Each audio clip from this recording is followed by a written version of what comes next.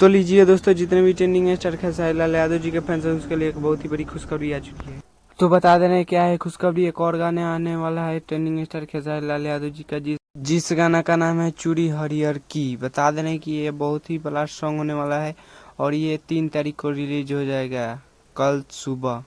जो कि बता दे रहे हैं इस गाना को लिखे हैं टुनटुन यादव जी और म्यूजिक दिए हैं आर्या शर्मा। बता दे रहे हैं कि यह गाना अनंता म्यूजिक वर्ल्ड से आएगा, 3 तारीख को रिलीज हो जाएगा यह गाना अनंता म्यूजिक वर्ल्ड से। जो कि बता रहे हैं कि यह गाना में एक्टर है कोमल सिंह और ट्रेंडिंग स्टार खेसारी लाल यादव जी। जो कि बता दे रहे हैं इस गाना को गाए हैं ट्रेंडिंग स्टार खेसारी लाल यादव जी और कावंता यादव।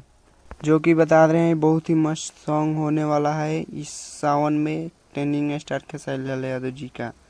तो बता दें कि आप सभी को वीडियो देखने के लिए बहुत बहुत धन्यवाद, और चैनल पर नए हैं तो चैनल को सब्सक्राइब कर दीजिए और वीडियो को लाइक कर दीजिए। मिलता है किसी नए वीडियो में, तब तक के लिए जय भारत जय भोजपुरी।